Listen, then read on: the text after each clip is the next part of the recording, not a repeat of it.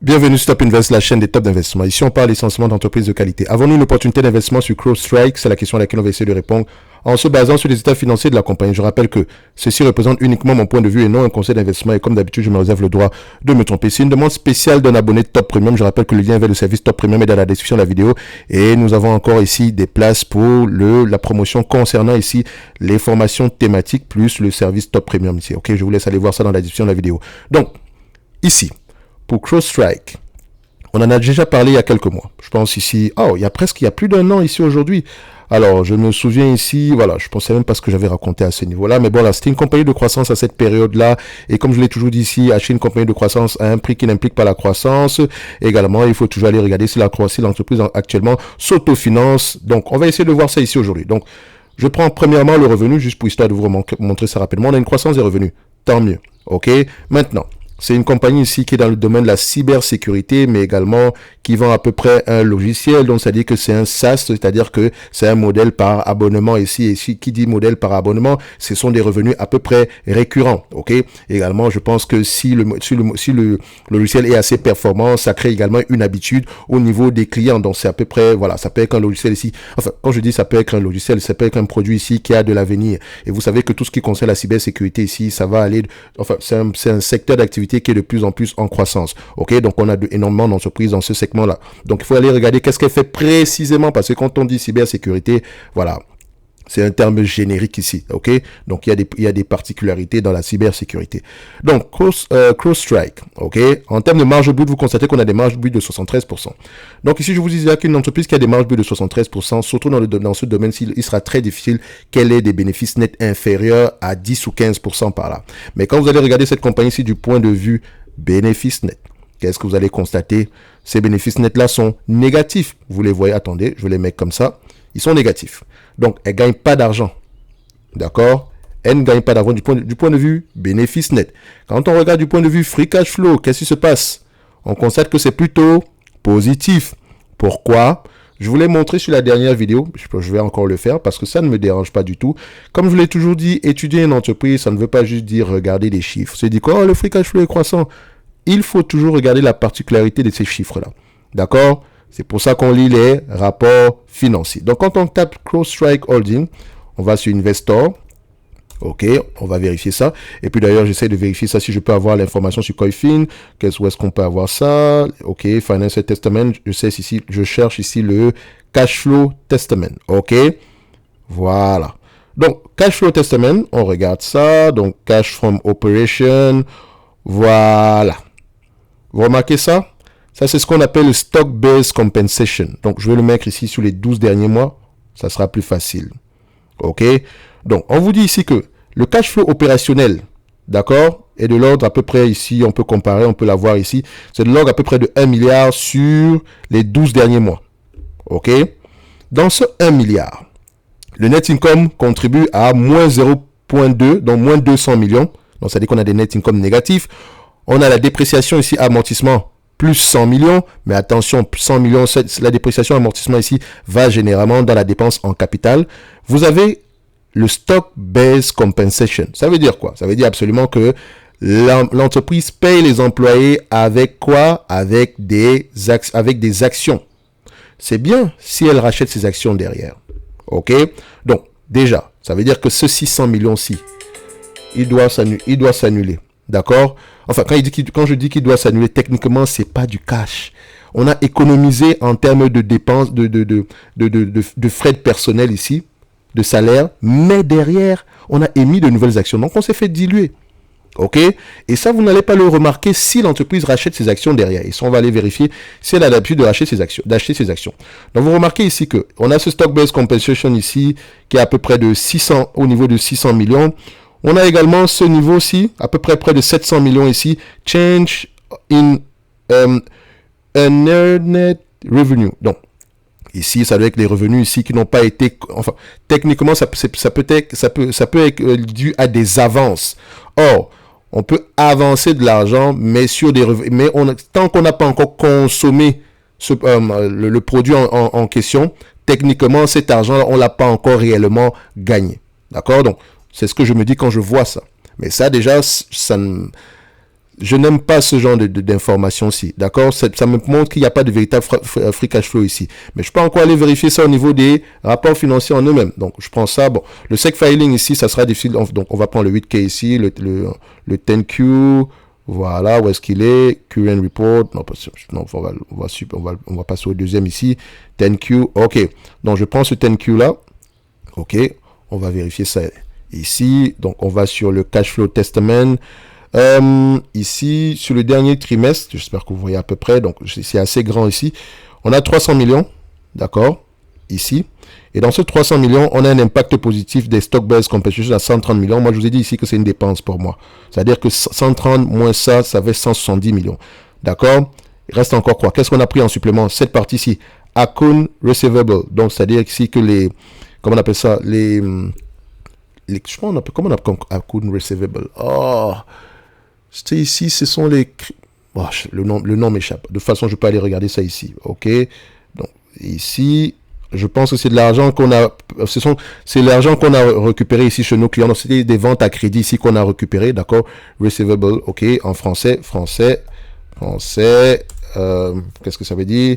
Compte recevable. OK. Donc, c'est-à-dire que ce sont des ventes qu'on a fait à crédit ici. Donc, techniquement, quand on fait une vente à crédit, c'est le account receivable qui augmente. Mais de manière ici, c'est négatif, d'accord, ça a un impact ici négatif sur le cash flow testament, ok, c'est pour ça qu'on regarde tous les free cash flow, parce que je peux avoir des bénéfices nets de 100 millions, mais si j'ai vendu à crédit, disons, il n'y a pas de bénéfice, de dépenses opérationnelles, etc., ni de marge brute, si j'ai vendu pour 100 millions et que j'ai 100 millions de bénéfices nets ici, si j'ai vendu à crédit, techniquement ici, en cash flow, je reçois 0. Et qu'est-ce qui augmente? C'est le compte recevable qui va augmenter ici. Donc, techniquement, ça va, j'aurai un moins au niveau des cash flows. OK? Donc, ce qui veut dire que ce compte, account receivable ici, c'est pas un revenu récurrent. Techniquement, ce sont des crédits précédemment qu'on a repayés ici. Donc, ce qui fait qu'il y a un impact positif. OK? Donc, réellement, on peut se dire qu'il y a peut-être un 160 millions ici. Moins ça, on a peut-être fait 100 millions de vrais free cash flow. Ça, c'est vrai. Mais ça, c'est pas récurrent. OK? Donc, normalement, on devrait le remettre à 0. Donc, c'est pour ça que le livre, ce livre-ci est intéressant. Creative Cash Flow. Voilà. Vous voyez ce livre-ci? Très important. Ça vous permet à peu près de comprendre à peu près la dynamique derrière chaque cash flow. Parce que c'est très particulier. La comptabilité, c'est le langage de la finance. C'est pas parce que vous avez des free cash flow qui sont réellement, que ça représente réellement des vrais free cash flow. Comprenez ce que je veux dire? Donc, il y a des nuances à apporter généralement ici. Donc, il faut faire attention. Mais ça ne veut pas dire que cette entreprise ne peut pas avoir des vrais free cash flow dans le futur. Faites attention. Donc, ici, quand moi, je regarde ces free cash flow ici, je sais qu'ils sont impactés au moins positivement de l'ordre minimum de 700 millions, en tout cas sur les 12 derniers mois. D'accord? Si on enlève dans ce 700 millions, il nous reste 300 millions ici. Moi, la dépense en capital de 200 millions, vous constatez que la dépense en capital, c'est presque l'équivalent ici de tout ce qui concerne le... Donc, on va enlever ça ici. On va revenir là. Voilà. Donc, on va voir ici que la dépense en capital, c'est presque l'équivalent ici de tout ce qui concerne la dépréciation amortissement. OK? Donc, on voit ici, dépréciation amortissement, ici, on a à peu près aux alentours de combien? C'est une centaine de millions ici. C'est bien ça? C'est bien CrowdStrike que j'ai là? Dépréciation amortissement. OK. Donc, on a à peu près une centaine de millions ici. Amortissement amortization and deferred charge. OK. So, ces free cash flow aussi doivent être ajustés en conséquence. Donc, on aura des free cash flow de l'ordre inférieur ici. Voilà, inférieur ici à ce qui est mentionné par le business. D'accord? Normalement, le business, l'entreprise nous mentionne qu'on a des free cash flow de 800 millions, mais techniquement, quand on ajuste, on a des free cash flow qui sont même inférieurs à 100 millions par là. Si on est gentil, ça se rapproche plus du zéro. OK? Donc, ces free cash flow, on vous dit 800 millions, mais ils sont pas réellement de 800 millions. D'accord? Il faut enlever les stock-based compensation au minimum. OK? So, comme je l'ai mentionné tantôt, ça ne veut pas dire que l'entreprise ne peut pas avoir ces free cash flow là dans le futur. C'est pour ça que, quand vous avez une compagnie de croissance, il faut aller regarder les prévisions de marge. D'accord? Qu'est-ce que l'entreprise a comme objectif de marge? OK? L'objectif de marge ici est de combien? 20%, 30%, 40%? C'est aller voir. OK? Donc ici, je vais aller regarder à peu près au niveau des attentes des analystes. Et ça, c'est le domaine de la guesstimation. OK? Donc, il y a combien d'analystes sur le dossier? Vous voyez qu'ils sont assez nombreux. 42, 47, 48. Disons qu'on va s'arrêter en 2024, vu qu'ils sont plus nombreux ici. En 2024, on s'attend à des bénéfices nets de combien? On s'attend ici à un revenu médian de combien? Un revenu médian ici de 3 milliards 877. OK? 3 milliards 877. OK? Donc, Ensuite, on s'attend à un bénéfice net de combien? On s'attend ici à un bénéfice net de, voilà, qu'est-ce qu'il est, où est-ce qu'il en est? Voilà, où est-ce qu'il est? Ici, on s'attend à un bénéfice net de 759 millions. OK? Donc, 3, 8, 59. Donc, on met ici 759 divisé par 3, 8, 77. Ça peut être plus que ça. Ça fait à peu près une vingtaine de pourcents par là. C'est l'objectif. Je pense que c'est l'objectif du management ici. Donc, on s'attend peut-être à une vingtaine de pourcents dans le futur. OK? En termes de marge nette. Marge nette est au moins l'équivalent. Ça représente au moins l'équivalent des free cash flow. D'accord? Donc, si on a des marges nettes de 800 millions, il y a de fortes chances qu'on ait des free cash flow, des marges, des bénéfices nets de 800 millions, il y a de fortes chances qu'on ait des free cash flow d'au moins 800 millions. Si c'est plus que ça, tant mieux. Donc, ici, en termes de free cash flow, également, il vous donne des objectifs en termes de free cash flow. Hein, quels sont les objectifs du management ici? Pas le management, mais des analystes. Vous voyez que les analystes planchent sur des free cash flow bien plus élevés que ça. Mais attention, comme je l'ai mentionné tantôt, dans ces free cash flow-là, il faut prendre en considération les stock-based compensation. D'accord? Et moi, je suis sûr et certain que ça n'a pas pris en considération ces stock-based compensation à ce niveau-ci. OK? Donc, enfin, quand je dis ils ont pris en considération ces stock-based compensation, c'est-à-dire qu'ils ne les ont pas enlevés de l'équation. Et si c'est le cas, on va déjà commencer par rapport aux bénéfices nets. Si on se base sur les bénéfices nets de 759 millions, disons 25 fois les bénéfices, on va même pas faire le 25 fois les bénéfices, 759 millions, divisé par la capitalisation boursière actuelle, 33 milliards, disons 33 milliards 890, donc disons 34 milliards, divisé par 34 milliards ici, ça te fait à peu près un rendement sur quoi? À peu près de 2,23%. OK? 2,23%. Techniquement, on recherche combien? 8% au moins. OK? Ça veut dire que si l'entreprise vous distribue la totalité des bénéfices nets ici, d'ici 2024, en dividende, vous n'aurez pas plus que 2,23%. Comparez ça à ce qui vous est proposé sur le marché en date d'aujourd'hui. OK? So, si on prend à peu près ce qui est attendu en termes de free cash flow, admettons que les free cash flow sont réels, on a 1 milliard, à peu près en médiane, 1 milliard 216. Je préfère la médiane toujours. 1 milliard 216 divisé par 34 milliards ici, en termes de capitalisation boursière actuelle, on a un rendement sur coût de 3,57%. Encore une fois, c'est rien du tout d'extraordinaire. Extrapolons un tout petit peu. Attendons, prenons en considération ce qui est les bénéfices nets attendus en 2025. À peu près 2 milliards, les free cash flow plutôt, 2 milliards 871. 2 milliards 871 divisé par la capitalisation boursière actuelle, disons 34 milliards, ça représente à peu près 8% de rendement. Donc, il faut attendre 2027 pour avoir au moins 8% de rendement par rapport à nos coûts d'acquisition. Et entre le temps, beaucoup de choses peuvent se passer. D'accord? Beaucoup de choses peuvent se passer. C'est pour ça que je dis, cette compagnie-ci, d'accord, pour mériter un achat, je ne prends même pas en compte, il n'y a même pas de dette, donc ça va. Pour mériter un achat en date d'aujourd'hui, admettons même qu'on se base sur les bénéfices nets, les free cash flow, entre parenthèses, free cash flow de 2024, d'accord, et qu'on veut l'avoir ici à 25 fois les bénéfices. C'est-à-dire que je ne paierai pas plus que 22 milliards 825. Pas plus que ça. Actuellement, on a combien? Actuellement, on a 33 milliards 910. D'accord? Donc, ça fait 33 milliards 910. OK? Ça veut dire ici que par rapport au prix actuel, je dois payer à peu près 33% en moins. Donc, si on fait ça multiplié par 143 ici, ça veut dire que CrowdStrike pourrait m'intéresser en dessous de $100. En dessous de $100. D'accord? Je ne dis pas que ça ne peut pas aller bien plus haut que ça. Je ne sais pas à quel point le marché peut être fou. Mais comme je l'ai montré ici, premièrement, les free cash flow sont questionnables. Et c'est complètement normal dans ce business-ci. Vous allez voir, toutes les SaaS sont comme ça. Toutes les compagnies de la tech, il y a à peu près, généralement, au début de leur existence, il y a beaucoup de stock-based compensation. Mais c'est une dépense réelle selon moi.